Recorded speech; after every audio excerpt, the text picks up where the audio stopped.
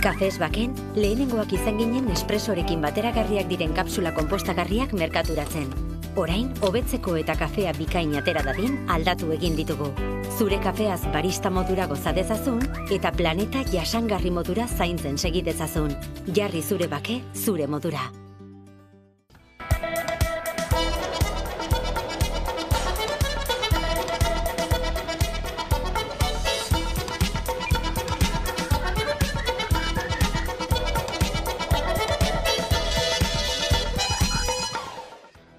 Osakidetzako langileek greba eguna dute astelehen honetan lehen mailako arretaren egoera salatzeko egiten ari diren mobilizazioekin jarraituta.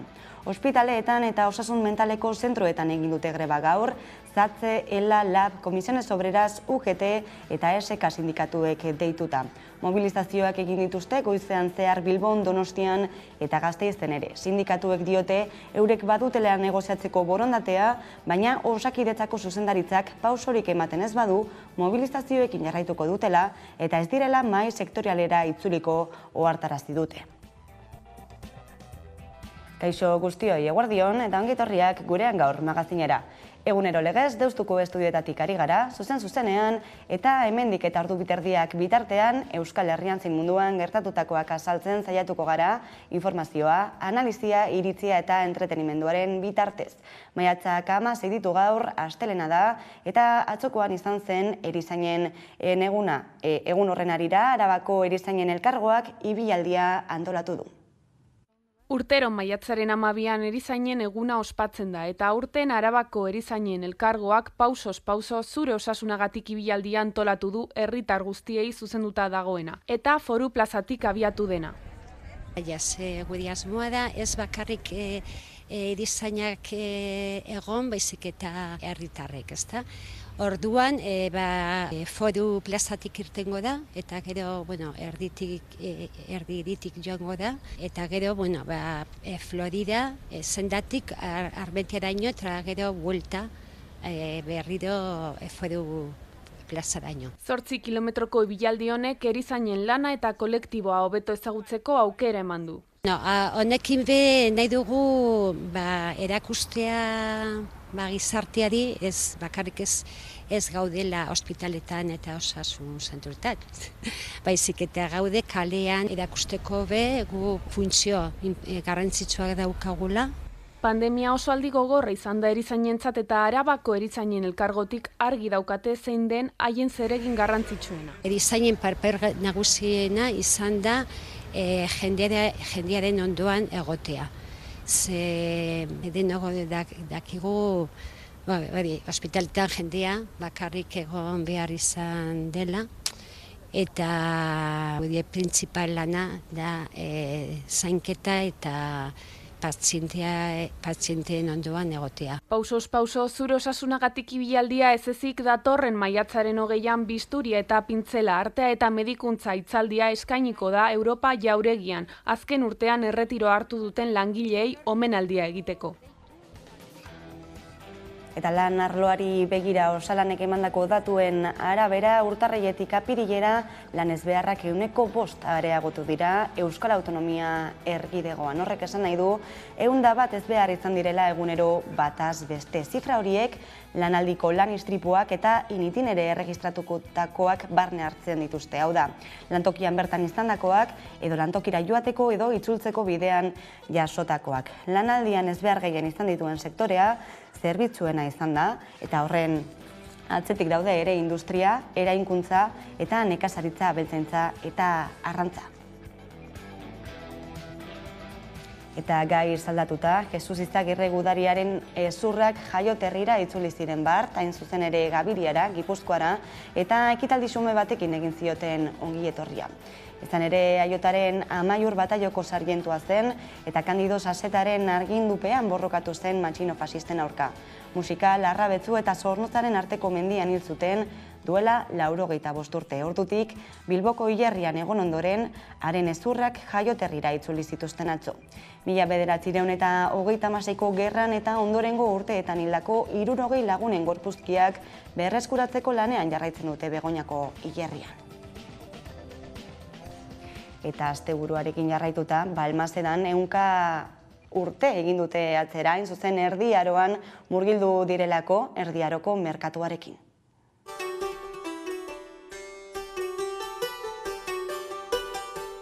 Asteburuan ospatu dute Balmasedan Erdi Aroko 22. azoka. Maiatzaren 14 eta 15ean iraganera bueltatu eta kolorea eta alaitasuna izan dira kaleetan. Bufoiak eta saltinbankiak, musikariak eta dantzariak, sorginak, nomoak eta bestelako pertsonaia fantastiko bete dituzte herriko kaleak.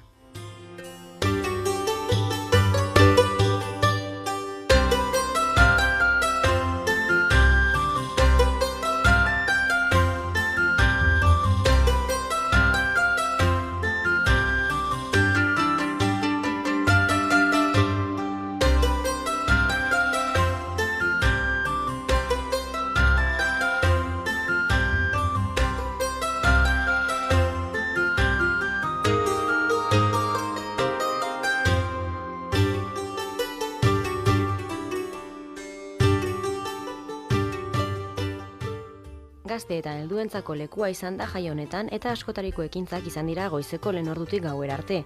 Artisautza eta elikadura postuek, haurren txokoak, zoko arabiarrak eta ikuskizunek besteak beste osatu dute asteburuko egitaraua. Balmaseda iraganera bueltatuko da eta hori bi urte ostean eta pandemiaren ostean ospatzeko gogo handiak ditugu eta beraz gauzaz beteriko programazioa edo egitaraua prestatu dugu. Oso ia badaude 150 ekitaldi, orduan asko da, baina egongo dira bufoiak, saltinbankiak, musikariak, dantxak eta batez ere giroa.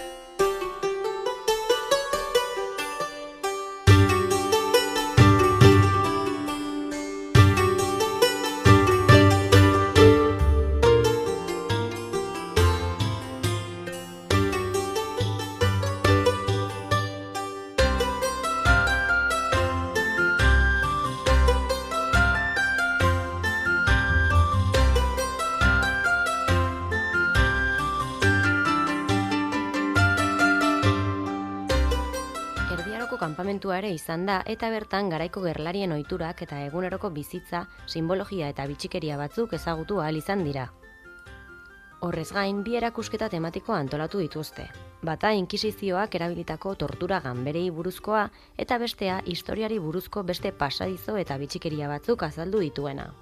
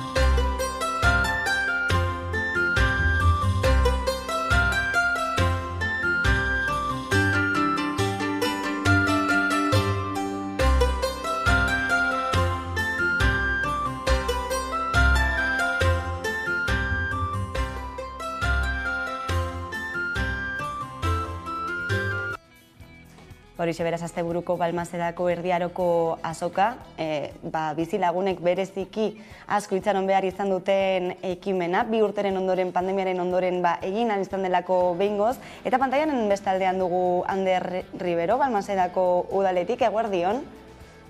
Eguerdion, zer moduz? Oso ondo, ikusi dugu jendetza batu dela azkenean horre ikusitakoaren arabera asteburuan, Balmasedan, eta titularra izan daiteke beroa eta jendetza, ez? Hori da, jende ugari, bero asko egin du eta giro ezin hobea. Nik uste dut gogo handia zegoen Balmaseda eta hori urtero berezia bada, oraingo honetan askoz gehiago. Ikusi dugu gainera egitara oso zabala izan dela, jatekoa, edatekoa, txikierentzateke jarduerak ere, musika ere ez dela falta, beraz giroa aparta, ez? Nelako balorazioa egiten duzu?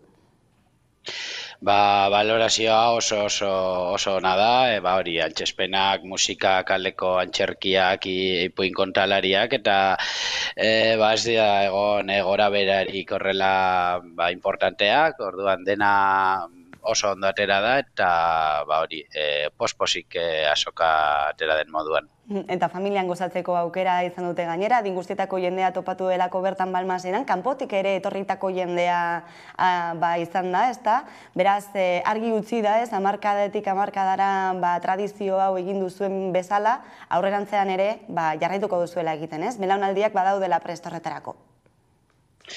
Bai, zaila da kontabilizatzea, zenbat jente etortzen den, zeren hori bi egun dira eta hori herri osoan kokatzen da programazioa, baina uste dugu 50.000 pertsona edo etorri direla, eta noski baietz hurrengo urtean gehiago egongo da, eta hemendik ere eskertzea posible egiten duten pertsona guztiei, garbiketa zerbitzuak, kultura zerbitzuak, babes zibila, brigadako jendea eta etorri den jendeari ere. Hortxe eskermezua eta datorren urtera zain geldituko gara beraz, Ander Ribero, eskerrik asko.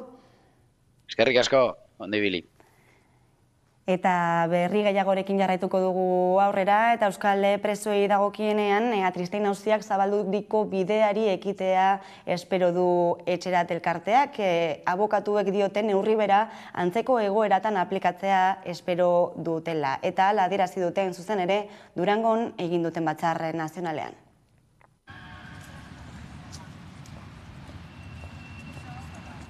Eskatzen duguna da kasu guztiei neurri berdinak aplikatzea, aitortza ematea kasu hauei, eta konponbidearen bidean horrela jokatzea. Ez dugu borondate politikorik ikusten, eta bada garaia legedi arrunta aplikatzeko.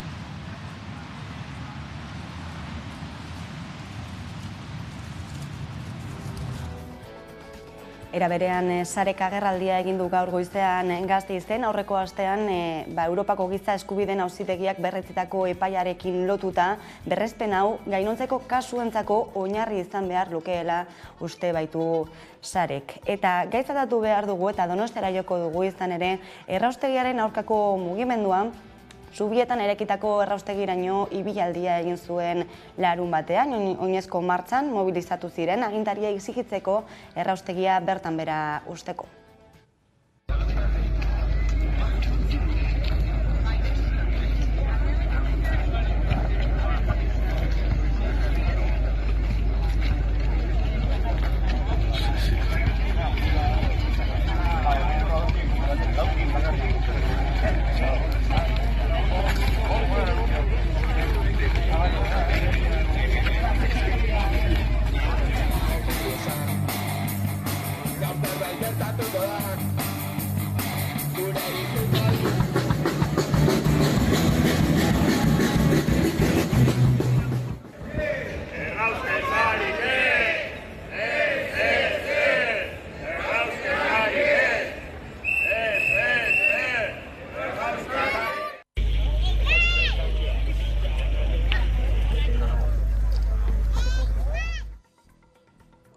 Eta Madrilera begira jarriko gara jarraian, izan ere bihar onartzekoa delako osasun sexualaren legearen erreforma, abortuaren legea bezala ezagunagoa dena. Aurre proiektuaren eztabaida dagoeneko amaituta dagoela, adierazi du Irene Montero, Espainiako berdintasun ministroak, xehetasun gehiagoren bilagoaz, eta bat egingo dugu Inigo Aduriz kazetariarekin. Eguerdion, Inigo? Kaixo, eguerdion. Hainbat ika sortutako legea, ez, bihar onartzekoa dena, geroz eta gehiago jakiten ari gara honi buruz. Zein bide du egiteko dena den lege honek? Normalean hori ez, gobernuak onartzen dituen legeak, ministroen kontseiluan onartzen dira, gero lege proposamen bezala onartu behar da tramitazioaren hasiera kongresuan, eta hor tramitazioa burutu behar da, lehenengo izango litzateke kasu honetan berdintasun batzordean, eta ez, nik uste dut honek izango dituela, ez dakit, 6 hilabete inguruko tramitazio epea, ez, normalan horrela izaten da lege guztiekin. Beraz, 6 hilabeteko epe horretan mugitu gaitezke lege hori indarrean egon arte. Baina biharkoan aurreikusten da onartuko dela, ez? Ala zein da giroa? Bai, ministroen kontseiluan izango da bihar, eta eta hori printzipioz, Montero ministrak adierazi duenez, azkenean itxita dute akordioa PSOEren alde horrekin, gogoratu beharra dago, ikamika batzuk egon zirela gobernuaren barruan, batez ere hori periodoaren inguruko bajen inguruan eta bar, eta azkenean badirudi hori arazo horiek gainditu dituztela. Egia da, gaur Montero ministrak lege horrek barne zeukan neurrietako bat, azkenean kanpoan geldituko dela esan du, hain zuzen ere, higiene edo emakumeen higienearen inguruko produktuen bezaren desagerpen hori azkenean ez du lortu. Berdintasun ministroak, ez, berak esan duenez, Ogasun ministrak, hain zuzen ere Maria Jesus Montero, ez duelako onartu neurri hau ez. Nik uste egia dela neurri hau oso garrantzitsua zela, eta feminismoaren mugimendutik, eta ez bakarrik feminismoaren mugimendutik, baizik eta beste mugimenduetatik bezau kentzeko eskaerak behin eta berriro egin dira, eta azkenean hau ez da lortu. Baina bajen inguruko akordio hori eta baita ere abortuaren inguruko neurriak. Beraz, eta Zala Rosa deturiko hori bere horretan jarraituko luke, baina datozela aurrera pausuak beste gai batzuetan. Horixe abortuaren legeari dagokionean eta Pegasus auziari buruz hitz egin behar dugu noski, aurreko astean kongresuan hainbat alderdik eskatu zutelako estatuko estoldak ikertzeko batzorde bat eratzea. Ez dakitzen olako bidea ikusten diozun eskaera honi, ea zenbateraino baikor zaren hau aurrera aterako den? Ez naiz oso baikorra egia esan. Kongresuan beti gai hauen inguruan, hain zuzen ere, estatuaren estolden inguruko gaietan edota monarkiaren gaietan, beti akordio bat egoten da PSOE, PP eta Voxen aldetik, ez? Eta agian, hori proposamen honek, ikerketa batzorde honen proposamen hau, kongresuko mailan lehenengo pauso hori eman lezake, baina gero bozeramaileen batzordean, hain zuzen ere, plenoetako egutegia jartzen den organismo horretan, badirudi PSOE, PP eta Voxek daukaten, elkarrekin bozkatzen baldin badute, daukaten gehiengo horrek batzorde hau frenatuko lukela. Eta nik uste dut hau, Unidas Podemosek eta batzorde hau erregistratu duten gainontzeko alderdiek ere argi daukatela, ez? PSOE ez baldin badago estoldak ikertzeko modu horretan hau ezin da aurrera atera, eta badirudi momentu horretan daudela. Hain zuzen ere, PSOEk eta PPek aitzakia gisa jarri dute Pegasus auziarekin lotutako ikamika guzti hau, baita ere Andaluziako hauteskundeak bertan daudela, botere judizialaren erreforma berriro ere atzeratzeko. Zenolako ondorioa ateratzen duzu? Ondorioa da, orain dela 3-4 urtetik, hori botere judizialaren kontseilu orokor hori kadukatuta dagoela, ez? Eta hor dagoen gehiengo hori dela PPek gehiengo absolutua zuen garaiko gehiengo bat. Hain zuzen ere, epaile kontserbadorek gehiengo absolutua daukate organismo horretan, ez? Eta gogoratu beharra dago, organismo horrek aukeratzen dituela adibidez, auzitegi gorenean eta baita ere auzitegi nazionalean sartzen diren epaileen izenak, hor erabakitzen dira, ez? Eta momentu honetan, egia da, orain dela 4 urtetik ona, PPek ez duela interesa izan, hau aldatzeko, egia da argudio desberdinak eman dituztela, edo aitzaki desberdinak, baina egia da, azkeneko 4 urteetan, naiz eta parlamentuan PPk ez duen gehiengorik, organismo honetan izaten jarraitzen du, ez? Eta hori aprobetxatzen saiatu da, ez? Orain, egia da hauteskunde momentuan ez dutela hau konpontzeko intentziorik, eta azken finean da jarraitzea azken urteetan egon garen bezala, ez? Egia da nik uste dut gehien bat PPk ez duela nahi hau ateratzea. Eta berriro ere ikusi dugu gainera aurreko astean, berriro ere ostegunean, PSOE ultraeskuina eta eskuinarekin batera, nola atera duten aurrera Segurtasun Nazionalaren lege hori, ez? Bai, egia da Unidas Podemosek ere alde bozkatu zuela, ez zen bakarrik PSOE, Vox eta PPren afera bat, ez? Nik uste dut honek adierazi zuela, bai eskerrak eta baita EH Bilduk eta beste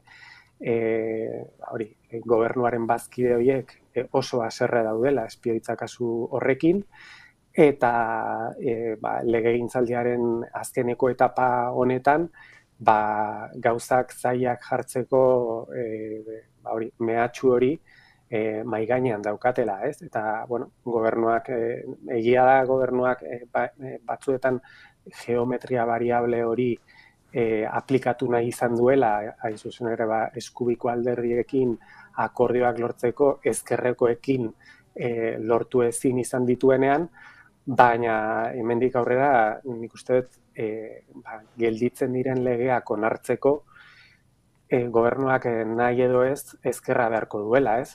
Adibidez, etxebizitza legea, edota memoriaren legea, edota mozal legearen hori gaitzespen hori aurrera ateratzeko, eskubiak ez du intentziorik, ez? Eta ezkerra beharko du, edo behintzat ezkerreko alderdiak eta alderdi subiranistak eta independentistak, ez?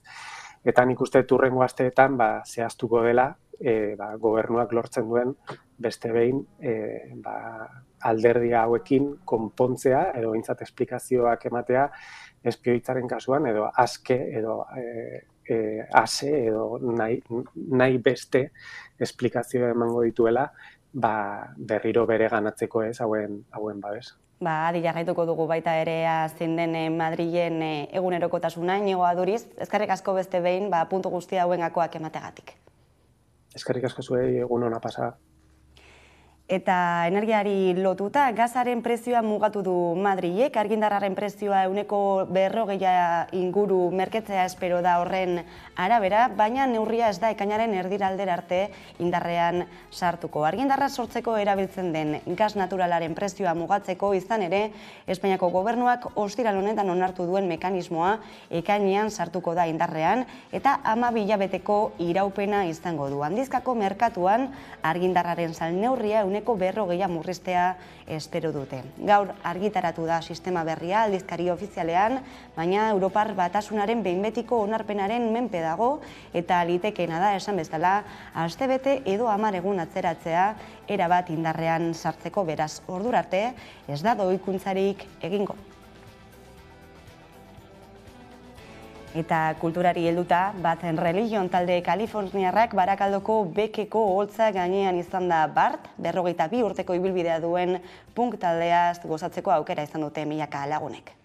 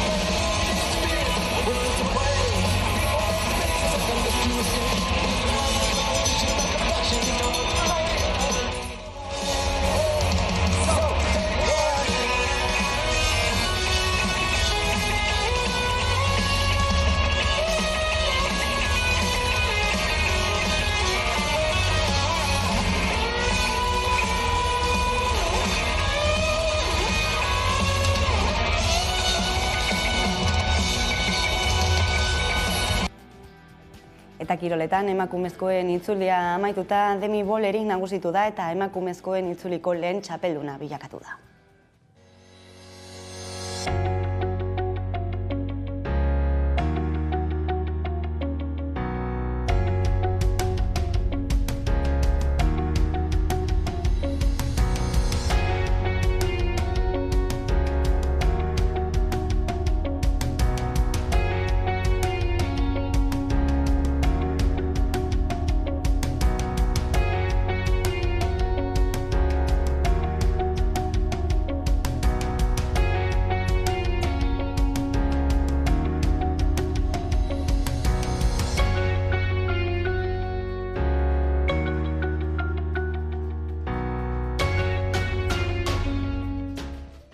Eta irudi ikusgarria ikusi zituen atzo arratzaldean Gipuzkoako euriteak eta gezurra badirudi ere, euri jasak Donostiako kaleak erreka bihurtu zituen irudi horiekin utziko zaituztegu eta jarraian izango gara bueltan eguneko elkarrizketari heltzeko. Gaurkoan EH-com telekomunikazio operadore berriari buruzko xehetasun gehiago izango ditugu Javi Asurmendi eta Beñat Azkagortaren eskutik orain arte.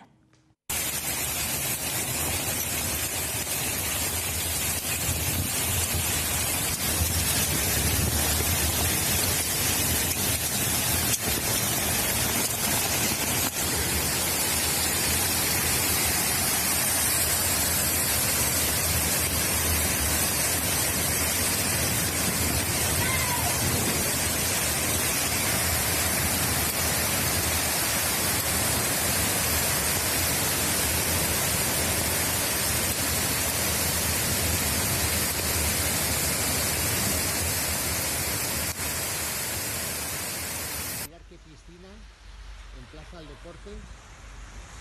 Mira, el rancho.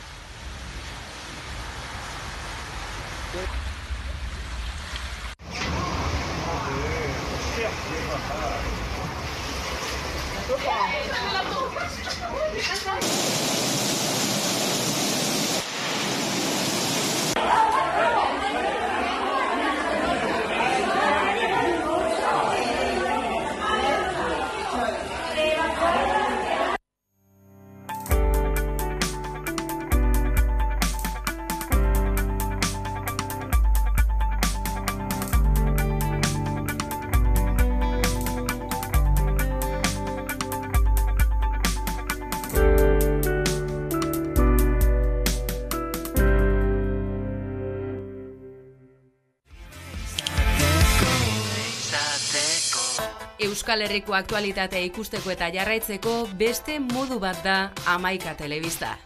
Eguneroko gaiak alde batera utzi gabe, itzalean direnei arreta eskainiz eta tartea emanez. Errealitatearen 11 alde ikuspuntu guztiak kontuan hartuta. Gertatutakoa, zuzenean eta eskura. Noiz nahi, edonon eta euskarri guztietan gainera. Telebista egiteko beste modu bat posible delako. Euskaraz, gertutik eta konfiantzaz. Egin dezagun, bat izan, 11 egin.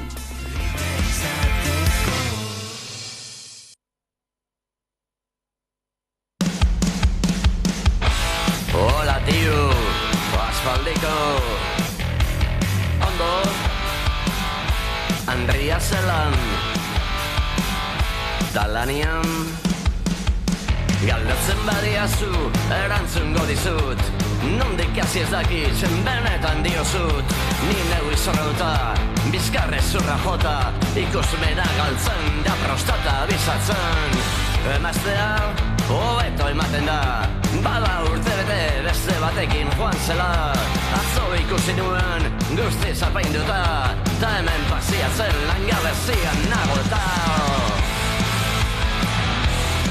Ez dela ondo, hasta el puto fondo.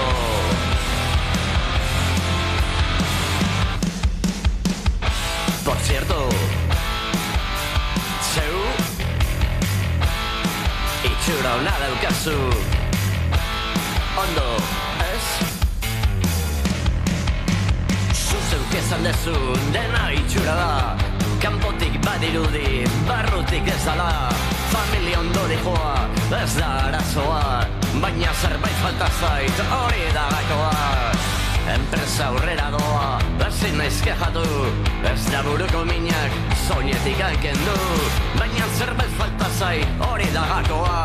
Korbata hartuta erre, alda soluzioa. Mesedez, utzi txiskeroa, probatzera noa.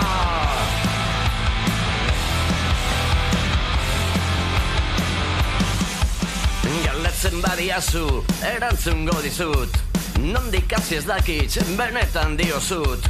Zuzeuk esan dezu, dena itxura da, kanpotik badirudi, barrutik ez ala.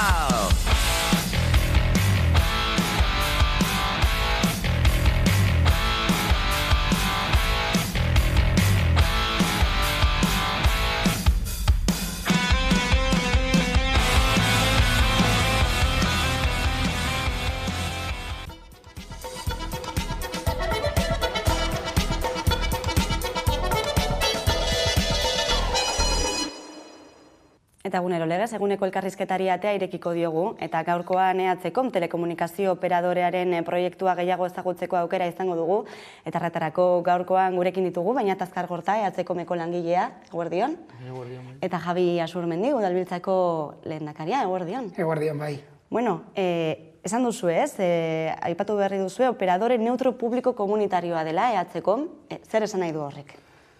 Bai, bueno, lehenik eta behin saiatuko naiz azaltzen publiko komunitario zergatik esaten diogun, ez? Gaur egungo ereduan, telekomunikazio azpiegitura guztiak edo ia denak esku pribatutan daude, diru laguntza publiko zeraiki direnak ere sare pribatuak dira, eta, sare horren gaineko etekinak, enpresa pribatuen esku gelditzen dira.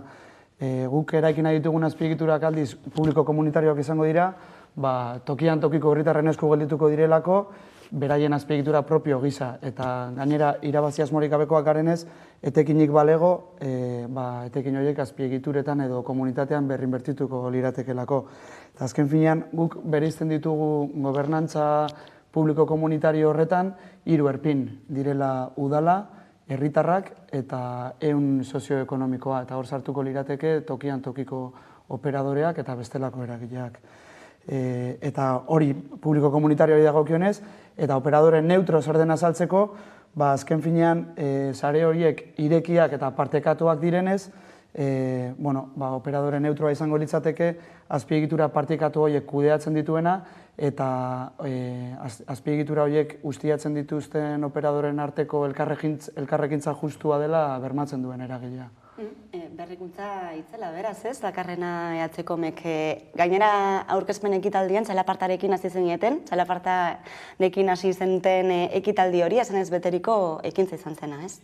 Bai, egia esan da, lotura hori egin genuen, txalaparta izan da mendeetan zehar gure telekomunikazio tresna burujabea, eta gaur egun ere, bai egia dela azkenean txakun otxoiek ordezkatuak izan direla informazio bitekin, baina baita ere behar dugu tresna burujabe bat telekomunikazioetarako eta gurea. Eta gure asmoa hori da EHComekin. Aipatu duzue gainera era nazionalean, ez? Eratu duzuela, era nazionalean zabaldu nahi duzuen operadorea dela, beraz zein hutsune betetzera dator? Bai, hasteko beteko dugun hutsunea da merkatu logikan jarduten duten operadore handiak heltzen ez diren lekuetara gu heltzea. Eta azkenean sortu duten arrakala digital hori gu estaltzen saiatzea. Eta horrez gain, gaur egungo egoera ikusita eta diru publiko zeraiketako azpiegiturak privatizatzen ari diren honetan, guk egin nahi dugu kontrako bidea. Hain zuzen ere, Euskal Herritarrontzako azpiegitura propioak eraiki eta mantentzearena. Aipatu duzu pixka bat, zertan datzan desberdintasuna beste sareekin, baina zertxo bat gaitu nahi baduzue? Bai, batez ere azpimarratzea bainateke esan dakoa, zein da ezberdintasuna, beste telekomunikazio sare askoren kasuan, ez guztietan, baina askoren kasuan parte hartze erabat pribatua da, gainera parte hartze pribatu hori askotan diru publikoarekin finantzatzen da, hau da edo bestelako instituzioek egiten dituzten diru laguntzak edo lehiaketak eta horren bitartez finantzatzen dira sare horiek, eta kasu honetan egin nahi duguna da parte hartze publiko komunitario bat, guretzat hori da ezberdintasun handienetako bat, hau da, parte hartzea egongo dela bai udalak, erakunde publikoak, bai herritarrak, bai tokiko operadoreak, hori da ezberdintasun nagusi bat, eta gero bestea da, baita ere, behar dugula, lehen esan bezala, gure tresna, gure telekomunikazio tresna. Orduan EHkom, Euskal Herriarentzat, Euskal Herritik eraikita dago, eta Euskal Herriarentzat eraikita dago. Eta hori ere da, nabarmenduko genuken bigarren ezaugarri hori. Elkarlanean egindako proiektua, bide luzekoa, ez? 2 urte eman dituzuela sortze lan horietan, elkarte desberdinekin, udalekin, edabideekin batera, Hamaika Telebista tarteko ere. Nolako izan da bidea? Bueno, egia esan da, zuk esan duzun bezala, ez da bide erraza izan, hor oztopo asko agertu dira, askotan oztopo teknikoak baino, oztopo juridikoak, gainera kontutan hartu behar dugu, bi estatu ezberdinen arteko arautegia mugitu behar garela, estatu bakoitzan topatu ditugu muga edo erronka ezberdinak, eta hasi ginen pizka bat, zuk esan duzun bezala, udale ezberdinekin, hasi ginen Izarkom eta Iritikat eragileekin ere lanean, gero udale ezberdinekin proiektua proposatzen, ea interesgarri ikusten zuten, eta gero sortu zen lantalde bat, batzorde bat horretarako, eta enkargo egin zioten, talde dinamizatzaileari osatuta zegoena Izarkom, Iritikat eta udalbiltzarengatik, proiektu bat aurrera matea oztopoiek handitzen dituena. Orduan, egon ginen ere kontrasteak egiten aditu ezberdinekin, gero Beñat ere batu zen taldera, eta idazkari kontu hartzaile ezberdinekin ere baita ere udalbiltzako idazkari kontu hartzailearekin. Pizkat, oztopo juridiko horiek aztertuta, zen izan ziteken irtenbiderik egokiena. Eta hortik, jaio zen EHkomeko proposamena eta bere forma juridikoa eta ezaugarriak. Eta zenolako ezaugarriak izango ditu beraz teleoperadore berri honek? Nik azpimarratu nahiko nituzke, EHkom irekia izango da eta gardena izango da. Euskal Herriko eragile guztiei emango diegulako, sektore honetako eragile guztiei bederen parte hartzeko aukera, eta gure saren informazio osoa webgunean argitaratzen joango garelako, edonork bertatik ikasteko, baina baita ere sare horiek edatu edo zabaldu ahal izateko. Beraz, baita ere, aipatu duzu ez, baina eta berri arrakala digitalarekin amaitzeko helburua duzuela, eta zerbitzuen artean, ez, ekingo dituzuen zerbitzuen artean daude tokiko saren proiektuen diseinua, garapena, aholkularitza baita ere, dinamizazioa, baina lehentasuna beraz, non jarriko duzue? Bai, galdera hona da, baina ez dauka erantzun zehatzik. Guk lehentasunak beharrizaren arabera ezarriko ditugu. Azken finean, batzuk gurekin harremanetan jarri dira, zuzenean aitortuta udal taldean ez jakintasun handia dagoela gaiaren inguruan eta aholkularitza jaso nahi dutela adierazten. Beste batzuetan aldiz behar batzuk identifikatuta dituzte eta badaukate buruan ideia edo proiektu bat garatzeko eta guri laguntza eskatzen digute hori aurrera eramateko. Baina, azken finean gu beharrak azetzera gatoz, ez gatoz negozioa egitera, orduan, diodan bezala, lehentasunak beharren arabera moldatuko ditugu. Baina beste sare batzuek heltzen ez diren tokietara, adibidez, sortze, jarriko dituzu indar gehiago, homogeneizazio prozesu horretan ez, eta demokratizazio ez dakit nola ditu. Bai, arrazoi duzu, guk arreta berezia jarriko dugula landaguneetan, eta batez ere, arrakala digitala pairatzen duten zonalde edo familiengan. Eta Euskal Herrian bada fenomeno bat presentzia handia daukana, eta guk azpiegitura duinak ezarri nahi ditugu landaguneetan, bertan bizi eta lan egin ahal izateko. Sareak sortzeko diru laguntzak ere finantzazioa lortzen ere lagunduko duzu, ez? Dakizin eratara egin daiteken hori. Bai, guk sareak finantzatzeko proposatzen dugu komunitate horretako 3 erpinek parte hartzea eta EHkomek ere bere funts propioekin ere parte hartze ekonomikoa aukitzea.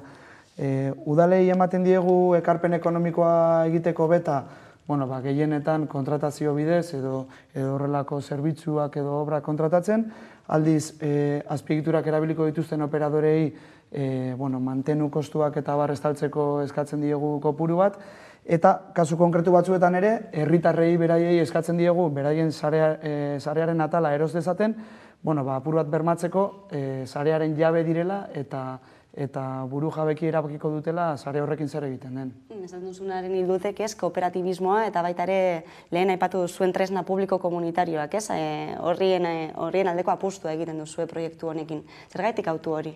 Bueno, lehen aipatutako arrazoiengatik, bai egia, gaur egun ematen da arrakala digitala arrazoi ezberdinengatik, batez ere aipatu dugu, dela arrazoi geografikoa, hau da, baserri edo auzo edo herri batzuetara non ez den heltzen kalitatezko internet konexio bat, badaude beste arrazoi batzuk, arrakala digitala horretarako, adibidez arrazoi sozioekonomikoak, familia batzuk ezin dute internet zerbitzu bat kontratatu, edo behintzate internet zerbitzu duin bat, eta lehenagotik genekien gauza bada, baina agian pandemiarekin nabarmenagoa geratu da. Internet konexioa erabiltzen dugu gaur egun gauza guztietarako, hezkuntzarako, osasunerako, harreman sozioekonomikoetarako, familia eta lagunen artean ere harremanak mantentzeko, gizartean parte hartzeko, administrazio publikoan parte hartzeko, orduan, oinarrizko zerbitzua da, eta ez da guk esaten dugun gauza bat, Nazio Batuen erakundeak berak ere oinarrizko zerbitzutxat jotzen du internet konexioa.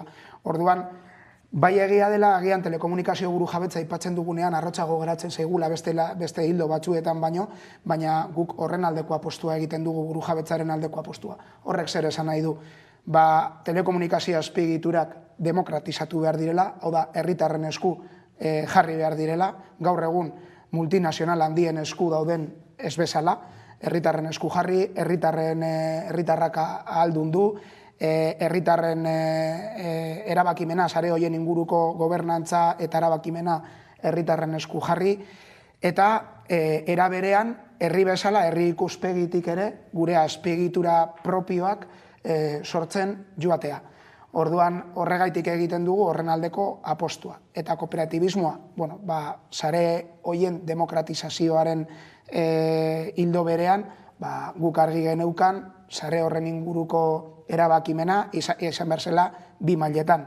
Alde batetik eskala lokalean, herriak berak, non sare hori kokatuta dagoen, eskala lokal horretatik sarearen kudeaketa eta gobernantzara matea, eta gero bestetik eskala nazional batean.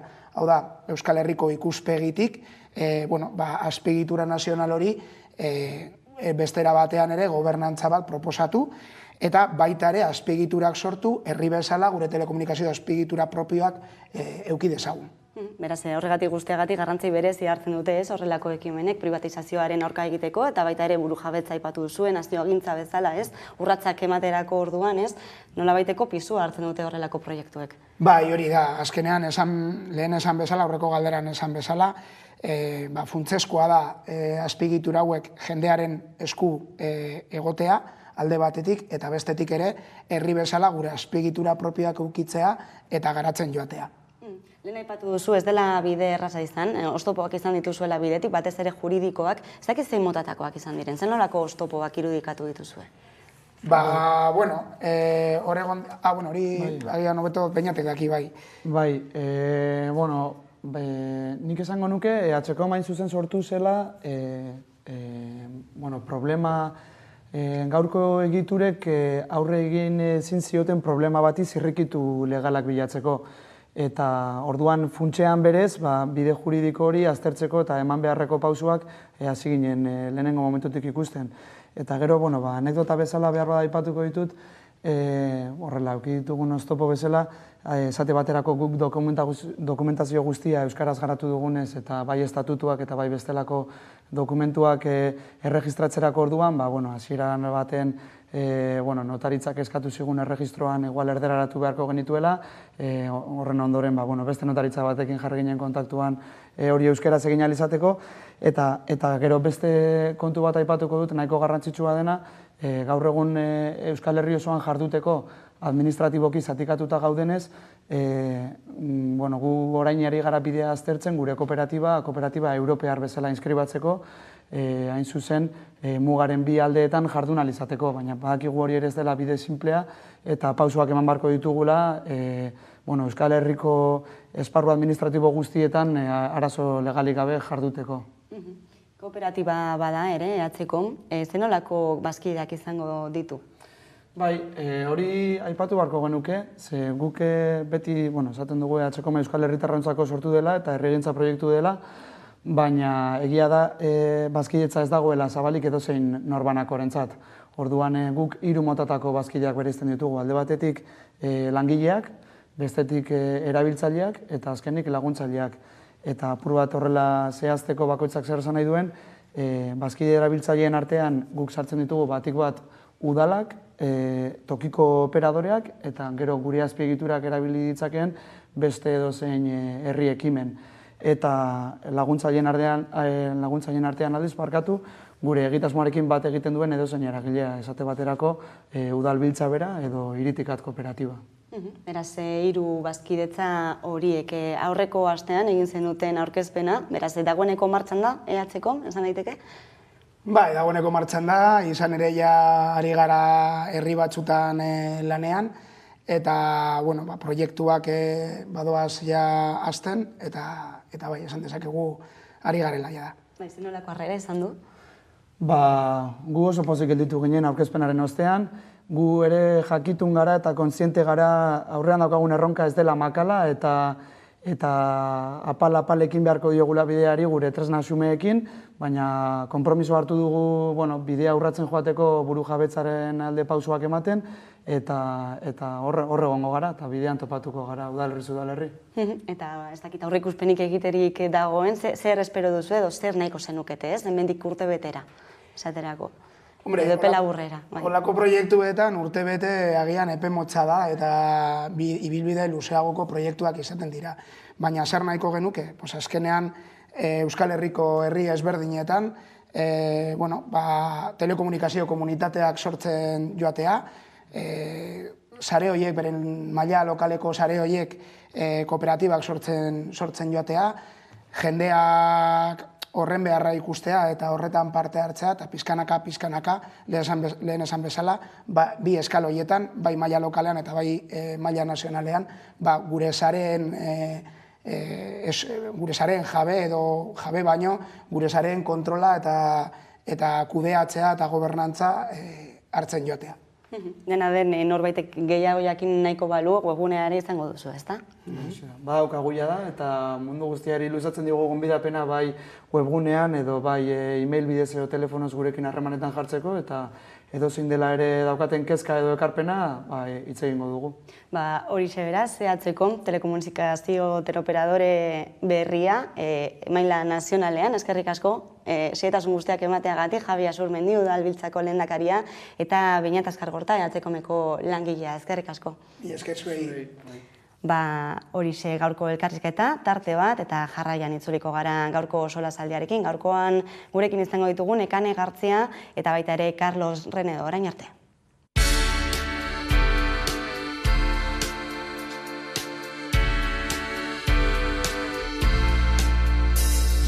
Beralde berantza bultza zepaietzan gantzak balantza errinkatzak ezin gorantza bultza zantza. Burutik sortzen da burutik jota bezala, duela 6 urte ja. Eta, hasi zen, ume batzen erromeria talde bezala. Eta gero, aldaketen ondorioz, heldu ziren Jokin, Luar, eta, hasi ginen gure musika egite, baina berez bestela erromeri talde bat izango ginen. Zaila. Nola aurkeztu burutik? Hombre, romeria ez, hori seguro. Saiatzen gara hortik aldentzen. Orain beste polora pasa gara. Ez dakit, errexena da esatea rock egiten dugula. Ja, baina ez da roka ere. Iruñeko talde gazte bat. Hori da burutik ikuste. Irekia. Gure musika estiloa musika kordoia eta hotxekin da, ez? Eske gaina saiatzen gara baitare hori ez izten estilo bakar batean. Ez da, azkenean baldin baditugu influentzia desberdinak eta musika desberdinak gustatzen bat zaigu eta musika horrek koherentzia bat hartu badezake talde baten barruan. Auzonetan, merkatua eskura du aztermenak. Auzonetan, musika zertzako berrezartzen dena. 15 segunduk egiten diote referentzia Instagrameko historio baten iraupenari. Pixka bat, gaur egun konsumitzeko modu horri kritika edo egiteko. Beti esaten dugu berdina, kritika ez da ez onera, ez txarrera, baina, bueno, behar dugu ekoizleok batez ere, musikariok, behar dugu puntu bat non ekoitzi dezakegun horretan pentsatzen, ze kontsumitzailea aldatzen ari. Urteak aizea kontran zamatuz, garbaiak zoletan, hiltze bat eskubanetan. Badaude krisi existentzialak, badaude, krisi existentzial pertsonalak eta baita kolektiboak, baita ere talde moduan eduki ditugunak. Nola eman aurrera pausoak, nola hartuko duen jendeak. Eta, da pixka bat diska postpandemikoa, izan da pandemian hainbestetan pentsatu ditugun betiko burua uste horien inguruko abestiak. Eta gero ere, beste gurean kontrolu ditzen elgarrizketa batean, kontrolu ginen, dela ere diska orokorrean dela entzuleari galdera. Bai. Entzuleari galdera bat, burua usteko modu bat. Bai, hori ez da bilatua, baina... Baina gero konturatu gara, gerora. Bai. Hontatik daton, gizon berri bat, salduz berri beltza. Zintzotasun horrek jendeak erantzun, abeste aldera eta kantak ezagutu nahi aldera eta kontzertuetan horregon aldera eta bai. Baina, guk bilatzen genuen kritika, oraindik ez dugu aurkitu egia esan. Egia da, 15 segundoko diskarekin izan ditugula reakzio banitzak. Jendea gerturatu eta o aserre, o flipatzen, ordu mura uste hori gutxienez bai lortu dugula. Orokorrean nik uste bigarren diska dela igual bortitzagoa. Bai. Hola, entzuteko zailagoa baita ere igual izan daiteke, baino gehien bat hori abestiak landuagoa daudelako eta badutelako beste koherentzia bat edo. Ez dakit nola esan, nolabait gaiak musikalizatu ditugu eta ez dugu egin abesti bat letrarekin besterik gabe. Bai, eta heldutasun puntu bat ere nabari da nik uste, 21 urtekin izan daiteke heldutasun puntua, baina... 17-tik 21 batera. Claro, hori da.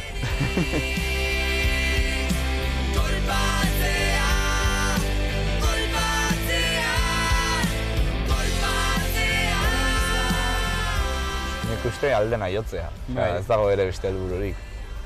Bai. Ondo pasatzea, aldena eta aldena nahiko nuke bidaiatu baita ere. Bai, bueno... Bidaiatu esan nahi dut, Euskal Herriko herrietako jaiak ezagutu. Bai. Hori da nire asmoa, utxinez. Bueno, espero dugu zuek Euskal Herri osotik bidaiatzea eta bide esker. Zuei. Bide esker, zuei.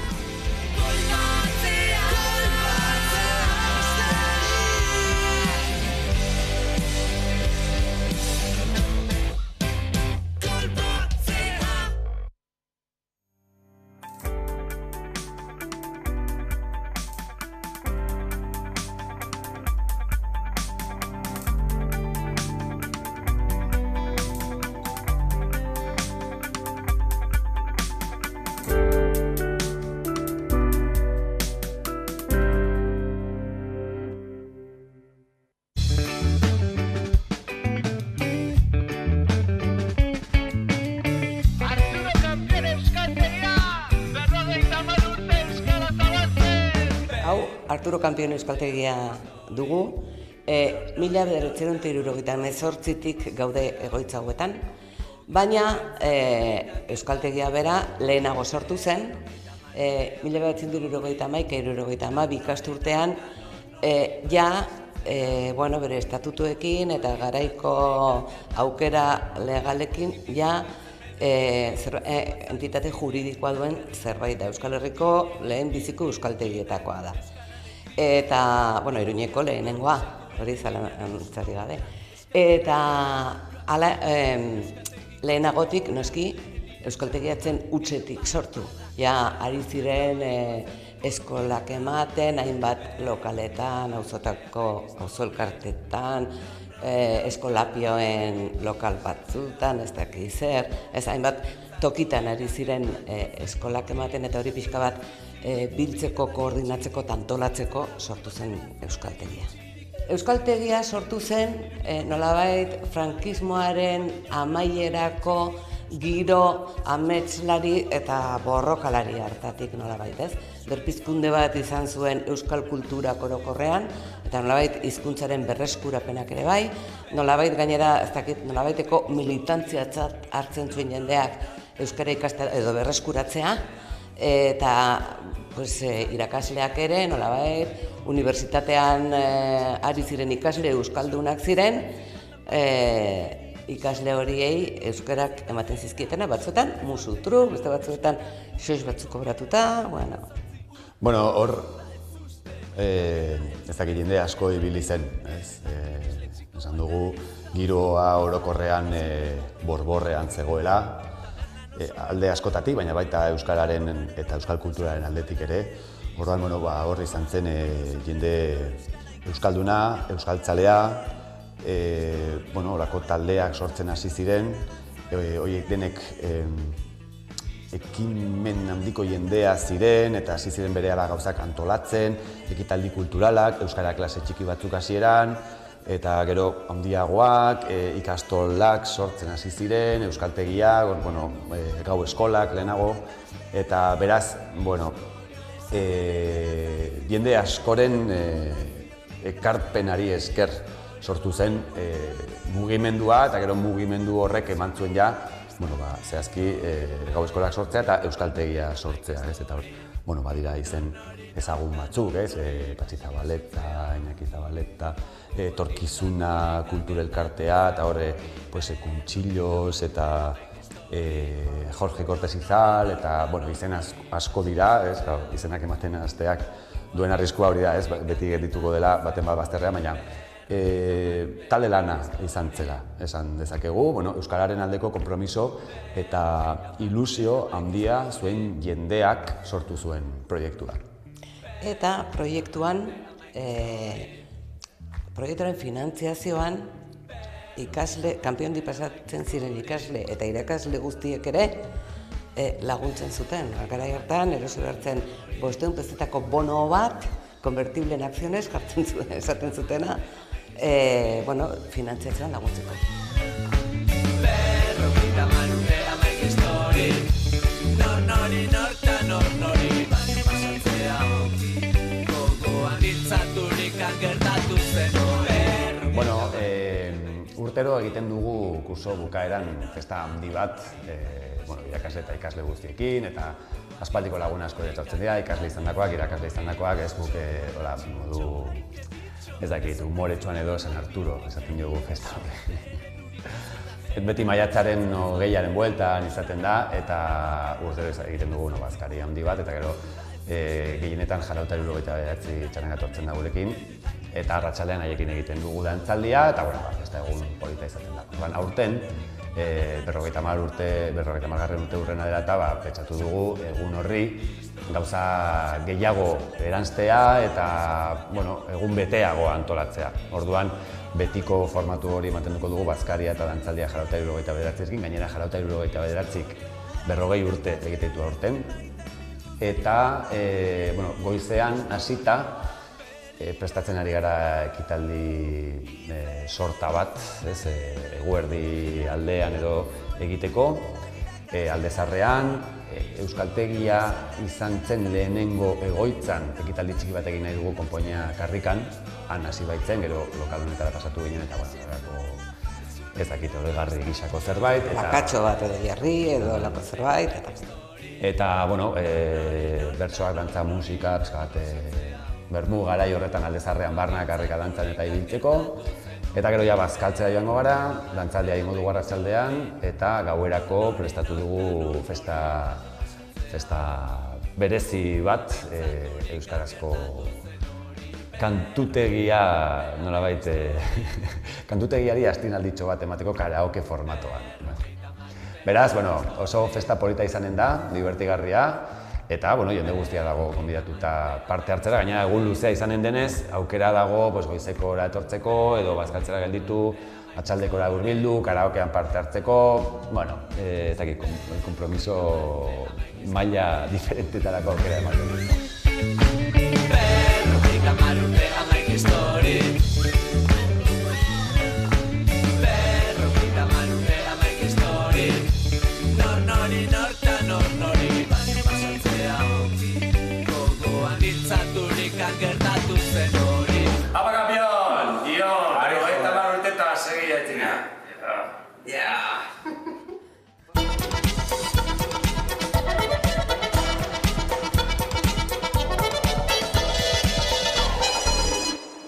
Egunero legez solasaldiari ekingo diogu, eta horretarako gaurkoan gurekin ditugu alde batetik Nekane Gartzia, eguerdion. Eta Carlos Renedo ere, eguerdion. Eguerdion. Biharko egunari begira hasiko gara, abortuaren legearen aurre proiektua onartzekoa delako biharko ministroen kontseiluan.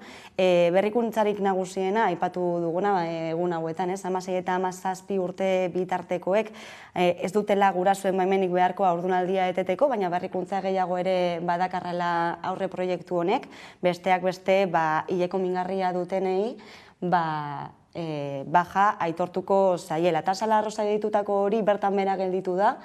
Proposamena zen, hileko produktuen bez hori jeistea, gaur egun 10% dago, baina 4% jaitzina izen, ala bertan bera ustea, amaitzea bez horrekin, baina azkenean hori ez da lortu, beraz 10% jarraituko du. Ez dakit zer iruditzen zaizkizuen berrikuntza hauek, lortu dena, lortu ez dena, eta egiteko duen bidea ere. Aurrera pausu txiki bat, ze azkenean gogoratu beharko dugu, 2015-etik kendu zuten, PP garaian, eskubide hauek kendu zituzten. Aurrera pausu txiki bat, ze behintzat bezaren kopuru bat dute jeitxiko.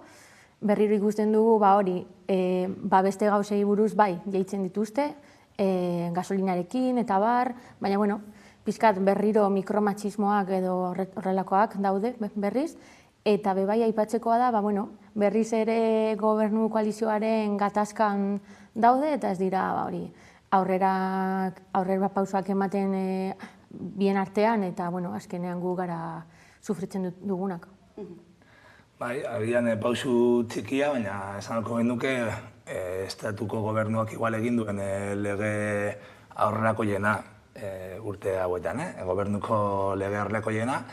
Eta nik hori esango nuke lehenengo osasun legea, osasun sexualaren legea dela, eta uste dut garrantzia, badakit ezaguna dela abortaren lege moduan, baina garrantzia dela ere bai hori azpimarratzea batez ere osasuna eskubide bat delako, hor ere ekiditzen ditugu eztabaida faltsu asko, eta hor adibidez, holako kasuetan, nire ustez ez da kentzea beza tanpoia edo kompresei, produktu hiek egon marko ziren eskura osasun zentruetan, edo izan marko zen zeo zer niretzako doainik, osasuna bermatzeko elementuak direlako.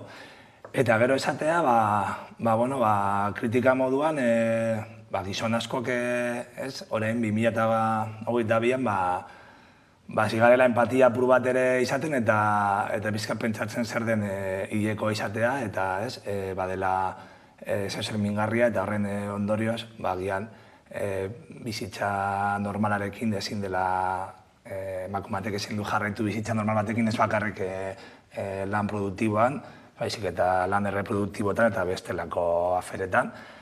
Eta, bada zeo zer ere kezkatzeko modukoa, eta igual beste, gizon batzuk esan nahi dut, gehienek segurazki ongo dila kritikatzen.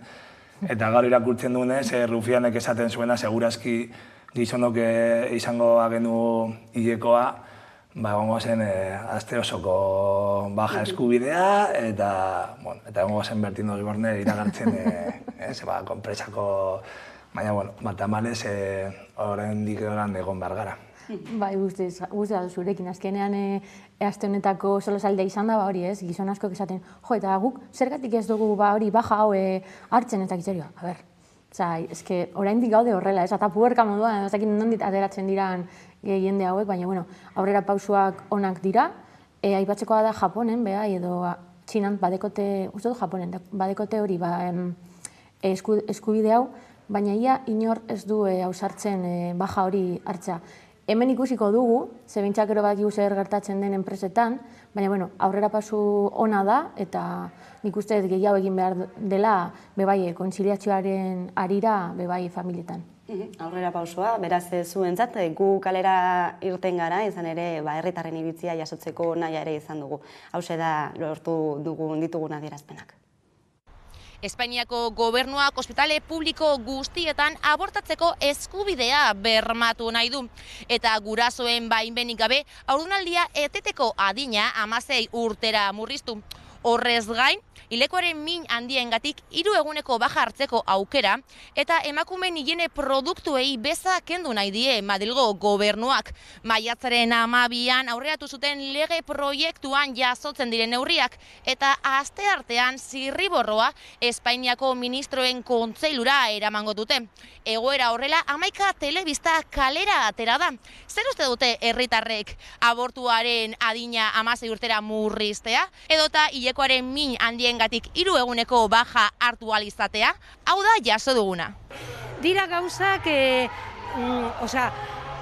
zentzugabekoa da gauza hauen kontra egoteak. Zitza erdia ibili naiz horren alde, ez naiz atzera bueltatuko. Nire ustez txarragoa da ume bat izatea, orduan uste dut hobeto dagoela abortatzea gurasoen baimenik gabe ume bat izatea baino. Nik uste eta aurrerapen garrantzitsu bat dela, bai uste eta 16 urtekin ja kontzientezala egiten duzun zure gorputzarekin, zure bizitzarekin, eta azkenean ume bat izateko nahiko gaztezea oraindik, eta uste eta aurrerapen nahiko garrantzitsua dela. Y creo que 16 años es todavía para mí una niña que yo creo que debe tener el consentimiento de sus padres. Bueno, nik uste dut gurasoak beti jakin beharko luketela zer gertatzen zaien bere umei, zeren laguntza handia dira beti, bueno, espero dut. Y todo me parece estupendo, hay que ir con los tiempos. Ustez oso ondo diruditzen da lege berri hau, ze gure decisión da, al final. También lo veo un poco peligroso. Bueno, ni ez nago ados, nire ustez, urte horrekin adostasun behar du gurasoengatik. Ondo iruditzen zait, eta ez dakit zergaitik beste pertsonek gizonak ez daukatenez hilekoa hori buruz opina behar dute. Hileko mingarri bat izatean nahiko gogorra den gauza bat da eta bai baja bat eduki aldula hori pariatzeko edo. Entzuten dut, nire inguruan kostatuko da gehiago, ze ezin dute ulertu. Gizonak izango balirakiko lukete baja eta 1000 bajas. Emakumeak aukera hori badaukate, kontratatzerako orduan, gehiago pentsatuko duzu. Nik uste dut abortoa eskubide bat dela, orduan doainik izan behar dela eta horregatik ospitale publiko bat guztietan egon behar da aukera hori, uste dut. Azkenean uste dut hori eskubide bat dela eta guztion eskura egon behar dela eta ezin da bakarrik leku zehatz batzuetan egon eta hiri batzuetan, azkenean ospitale guztietan egon beharko den zerbait dela uste dut. Oso ondo, nire sasoian Londresera joan behar zen, orduan hemen izan behar da, etxean eta baimen guztiarekin. Hori esek Bilboko herritarren iritziak jasotakoak, eta kuriosoa da, alde batetik emakumeek diotena eta bestetik gizonezkoek diotena, batzuetan aldea nahiko nabarmena delako. Bai, nabaritzen da, eta gero gainera esan du gizon batek, 16 urterekin ez direla hori kapasa abortatzera. Kontxo, eta amatxoa izatea kapasa da, azkenean diskurtsoa ez da oso normala, kontrakoa da gauza bat eta bestea. Baina, kuriosoa da, beti bezala gizonak gutaz hitz egitea, ez? Hortxe gaurkoan bildutako iritzi hauek, eta gaiz aldatu behar dugu ere, Euskal presoei buruz hitz egin behar dugulako, izan ere Xabier Atristain, Euskal presoari buruz Estrasburgok Espainia zigortu duela, gogoratuko dugu, hain zuzen ere atxilotu eta inkomunikatu zutenean abokatu bat aukeratzen ez usteagatik, eta beraz prozesu judizial justu bat izatea ekidinez, eta horren ondoren etorri da beste bazpen bat, ostiralean etorri zen, hain zuzen, Juan Carlos Iglesias Euskal presoaren absoluzioa, Auzitegi Nazionalak emandakoa, eta Atristaini lotutako auziari, lotutako jurisprudentzia berbera baliatuta, beraz dirudienez, bada aurrera pausu bat, edo bada ez dakit aurrekari bat, ez? Ebatzi duena. Bueno, nik uste dela, negarren aukera estatu aldetik, egiteko, egin barko luken bide bat, dela, egoera politiko, daukagun egoera politikoari erantzuten eta horrein dela markadoko aldaketari erantzuten, egokitzeko ere bain euren espetxe politika eta politika judizialak. Ez du, horrein arte ez du izan nahi egin, ematen du, oraindik ere ez duela egiten, baina hemen dako aukera hori, bestelako aukera asko egon dira, proposamen asko egon dira, eta nik uste afera edo arazoa ez dela judiziala, dela arazo politikoa, eta berez politikoki erabaki behar da, edo resoluzioa politikoa zen egon behar da, eta gero ongoia tresna juridiko, sozialak eta implantatzeko. Eta justo bazpen honekin, nik uste nahiko, nik pentsate uste dute estatuaren egon diren, ez direla egon berme judizialak, ez bakarrik prozesuetan, ez egon berme judiziala komisaldegi barruetan, epaitegi barruetan, baina kanpoan ere ez. Hori bada momentua da, bada gara ere aitortzeko, esateko estatuen aldetik egon diren gehikili guzti horiek, esaukaten inongo oinarri demokratikoak, oraindik estatuak imar duela bide luze bat minimo demokratiko horiek bermatzeko, eta horren ondorioz, azken hamarkadan esarri diren zigorrak eta salbuespen neurri guzti horiek eta zigor desorbitatuak eta bertan bera usteko. Berriro ere Europatik etorri behar izan da ebazpen hori, ez? Esateko, Espainiar estatuak ez du ondo egin, eta gainera zigortuko dugu horregatik, eta gainera absolbitu egin beharko duzue preso hau, ez duelako prozesu justu bat izan, ez? Beraz, horrelako hainbat eta hainbat adibide daude, eta hainbat eragile eta alderdi politikoek eskatzen dutena da, Tristainekin egin bezala, ofizioz, Europatik beste ebazpenik jaso gabe, aske ustea beste preso guztiak ere. Zoritzarrez hori ez da gertatuko, ez da berria gainera, beti joan behar gara Europako epaitegietara, batzutan egoten da ebazpen bat, esaten duten hori egin behar dela, baina Espainia ez du hori egiten, eta azkenean niretzako ez da politika bakarrik, azkenean hau errespatu beharko lirateke giza eskubideak, azkenean ez da zuri ondo iruditzen bazaizu ala ez, giza eskubideak dira, eta honetan zuria edo beltza, ez da politika egin behar, baina zoritzarrez egiten da, eta aber zer gertatzen da honekin, baina uste dute gauza bat izango dela gaurkoa, baina biharkoa edo gerokoa berriz bueltatuko direla gauza berberak izatera. Entzun dezagun Xochitl Satorre, etxerateko bozeramaileak aurrekoan estandakoa, Donostian egindako bilera nazionalean hain zuzen ere. Eskatzen duguna da kasu guztiei neurri berdinak aplikatzea, aitortza ematea kasu hauei, eta konponbidearen bidean horrela jokatzea. Horixe, da eskakizuna, argia eta garbia, baina ez dakit, ez daten duzu ez aretela oso baikor, ez? Behin eta berriro, jo beharko dugula horrerantzean ere Europara, kasuz kasu. Nik ez naiz baikor, nik uste dute lehen esan dudana, kontua politikoa dela, orduan borroka izan behar dela politikoa, eskubideetan norrituta, orduan, nik uste berme bakarra da, herri honetan jarraitzea mobilizazio sozial potente batekin, eta egin dugun moduan, kontzentzu sozial oso handian, non eragile gehienak daude implikatuta, eta esaten dute gutxi gora bera, maila honetan bota dena, eskubideak espetatu behar direla, pausoak eman behar direla, eta bada gara jaia presoak beraien etxeetan egoteko. Eta horren atzean etorriko dira, etorri behar diren ebazpen judizialak eta bar. Honun nik itxaropentsua naiz, baina herri honetan daukat itxaropena, eta uste dut herri honek lortuko duela akordio soziale zabala, eta hor dago, eta kalearen mobilizazioen bitartez, presoen afera egotea beti mai gainean konpondu arte. Eta badire ja urte asko. Bestetan ez dakat itxaropenik, eta normalen estatu espainoletik ez da etortzen, zaren esan dugu errendengo legea horrelako ja legealionetan izan dela hori, ez da etorriko ezer horrela sorprendentea, eta segurazki gehiago etorriko dela Europatik. Ikusiko dugu hurrengo hilabete eta egunetan aurrera pausorik dagoen gai honekin, eta beste gai bati helduko diogu gaurko solasaldian ere, Donostia aldera joango gara, izan ere Donostiako Bellas Artes antzokia Hilton luxuzko hotela bihurtzeko bidean da, 2024an irekiko ditu ateak dirudienez, eta kate estatutu batuarra beraz Donostera helduko da, ez dakite zer horrela lehen titularra zer iruditzen zaizue, ondo ala txarto dirudizue?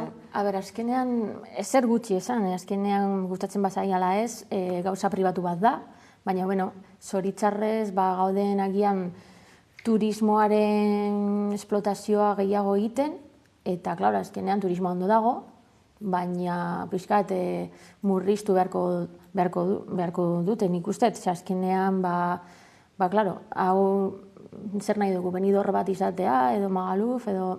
Azkenean, bai, turismoaren alde, baina kontuz eta ea nola. Norentzat izango da hotel hau? Nire ustez, zoritxarrez esan, nekanek esan, zoritxarrez ezin da zer egin, zorionez, asko egin alda. Momentuz erikintza eskumena udaletan dago, eta hori udalle erabakia da, orduan. Egiten un diskurtsoa ez, agona adostuta, turismoaren eragina, nekanek esan duen moduan, turismoak ekartzen du etxebiztaren presioen digoera, ekartzen du espazio publikoaren erabilera, aipatu dugu Magaluf, segun turisten kopurua, espazio publikoak leku konkretuetan, desagertzen da edo ez dago elkarbizitzako aukerarik. Eta turismoak ekartzen du azken finean ere bai, bertako Donostiko bizilagun batzuk ez izatea eskubidea beraien auzoetan bizitzeko.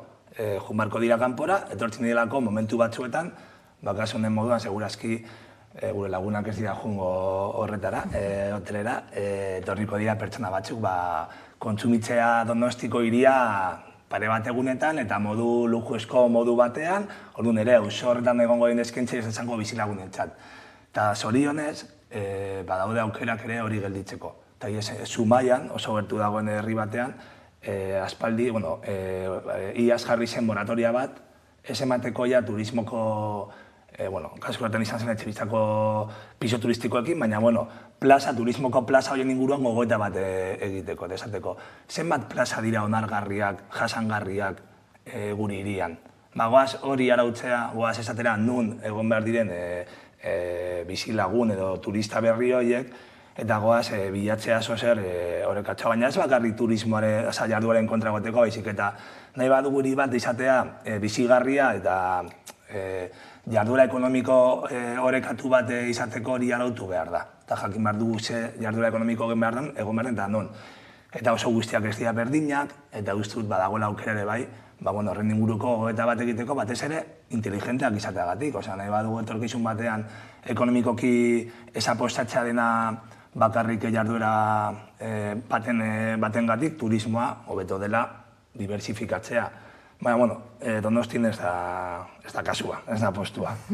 Da, esango duenik ez, luxuzko hotela izanik, dirudun jendea etorrika dela Donostera, eta beraz ekonomia auspultzeko eta sustatzeko aukera bat izan daitekela. Zer uste duzu ezuek? Bai, hori bai, baina, zuk esan duzu, bezala, azkenean balantzan jarri behar da turismoa eta bizikidetza, ez, beraiekin, azkenean, hori, ian pizkat Bilbon gertatzen da Alde Zaharran, izugarrizko pisu turistikoak daude, eta geroz eta gehiago jendeaz da ia bizitzen Alde Zaharran, eta hori bebai nik uste, ez dakit nola aldeen kontrolatzea, bai, badaude legeak agian, baina gero ez baldin badira inspekzioak edo begiratzen, bertan bera gelditzen dira, eta azkenean bai, turismoa oso ondo dago, baina balantzan jarri behar da auzokideen bizitza eta turismoa. Oso zaila da hori, ez? Askotan. Niretzako ez da zain, niretzako da zintzu diren gure irizpideak, hau da, esaten dugu ez, turismoak ekartzen duela etekinak. Bueno, etekin ekonomikoak izan aldira, baina baita ere sozialak eta jasangarriak. Turismoak ekartzen ditu etekin batzuk ekonomikoak pertsona batzuentzat, baina ekartzen du gure gazteak ez egotea bizitzen, gure herietan, ekartzen du auzoko komertzio lokal guztia desagertzea, ekartzen du espazio publikoa eta horren atzean dagoen mantenimendu guztia, guk ona asumitzea, hau da, diru publikoarekin bermatzea azpiegitura guzti hori, orduan, balantzan jarri beharko genuke. Eta uste dute, gaur egun esaten badugu, jarriko dugu hor, Bellas Artes horretan jarriko dugu industria bat kontaminantea. Esango genuke, ezin da. Orduan, uste dute ezin den, hori da, eta arautu alda eta regulatu alda, eta fiskalizazio lan egin behar da, baina esan aldugu, turismoa bai, baina hemen, holan eta kupuru honekin. Eta ez, barra libre bat, ez bakarrik Donostian, Bilbon ere daukagun moduan, barra libre. Eta barra libreak normalean guk ordaintzen ditugu eta ez etortzen direnak. Aipatu duzu, ezta? Turistifikazio masiboak ekartzen dituen ondorioak, gentrifikazioa aipatu duzu, prezioen igoera, ez bakarrik alokairuena edo tapisuena, ez? Baita ere prezio orokortuak, eta nola aldatzen den hiriaren egitura ere, ez? Horrek guztiak dakarrena gero. Eta elkarbizitza hori, turismoaren eta bizikideen arteko elkarbizitza hori, zin puntura arte igatu daitekeen, ez? Horixe guztia jarri beharko litzateke mahai gainean, eta horretarako politikak egin horixe da esan duzuena, baina noren esku egongo litzateke hori, udalarena? Udalaren esku, ala? Nik uste, eta hau igual esango dut profesioagatik igual nagoelako, baina udalak badauka eskumen bat, dela udalek erabakitzen dute ze jarduera eta hirigintzaren tresnarekin non kokatu jarduera ekonomiko horiek, hori bai, eta gero Eusko Jaurlaritzak baditu beste eskumen batzuk jarduera hori arautze aldera, neurriak eta bar. Orduan, bien arteko bakoitza dauka bere eskumena. Baina kasu honetan, biek egin aldute, baina udalek zalantza barik, epe motzean hartu aldituzten neurriak.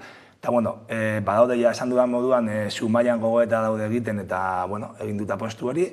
Kanpoaldean, Bartzelonan egin dute lan bat horren inguruan, nahiko txukunare bai, eta uste dut ona etorriko dela, baina segurazki berandu egi denean. Dena den, aipatu duzuzuka hasieran, ez dagoela ezer egiteko, dirudi badagoela zer egiterik, asko gainera, eta herritarrek dugun implikazio hori ere, ez? Adibidez bizilagunekin, Donosteko bizilagunek egiten dituzten ekintzak, sentsibilizazioa, eta horixe guztia, ez? Horrelako taldeak, zenolako garrantzia duten ere, ez? Presioa egiterako orduan, ez aderako. Bai, azkenean, auzoan bizitza, turismo azkenean auzo askotan bizitza galtzen da, hiperturistifikazioa dago eta hori ezin da galdu, azkenean auzoaren nortasuna, azkenean turismoa ez da, atrakzio parke bat, ez? Azkenean, zuk esan duzun bezala, jendea etortzen da, baina gero joaten da, eta hemen gaudenok zer.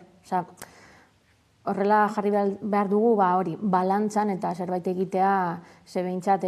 Nik uste oraindik ez gaudela beste hirietan bezala, baina prudentzia askorekin eta zerbait egin behar da nik uste.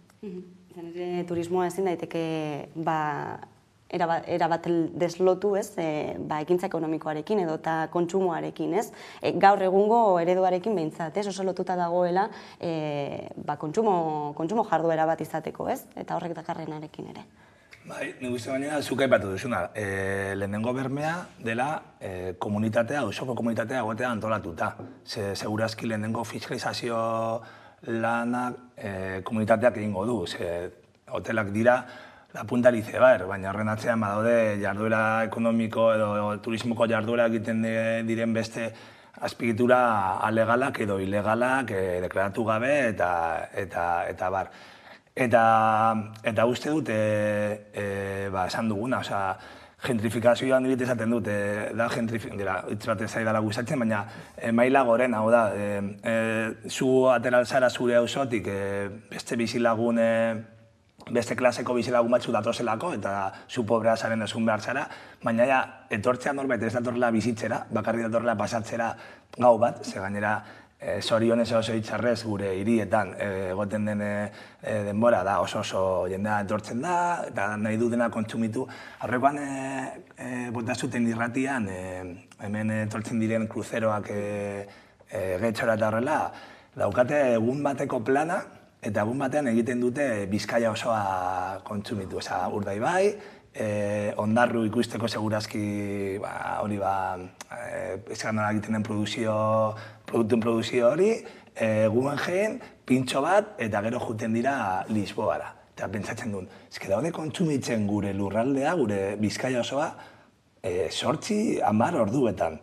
Hori ez da... Milaka eta milaka pertsona. Milaka eta milaka pertsona. Eta azpikitura guzti hori, gu jarri dugu. Portua eta hori gu jartzen dugu. Gero batzuk ateratzen dute dirua azken kilometroko jardurarekin. Baina beste guztia gu mantendu behar dugu. Eta hori ez da jasangarria, eta hori ez da inteligentea. Uda heltzear, ez? Turismoan pentsatzen hasiko dira bat baino gehiago, hausnarketa guzti hauek mahai gainean jarri ditugu beraz. Eskerrik asko gaurkoan gurekin izateagatik Carlos Renedo eta Nekane Gartzia, eta jarraian eguneko albiste nagusia Carolina Suarez lankidearen eskutik ondizan. Kaixo lagunak, ni Miru naizi, hemen da Miru. Eta laizter, elkarrekin egongo gara, bai?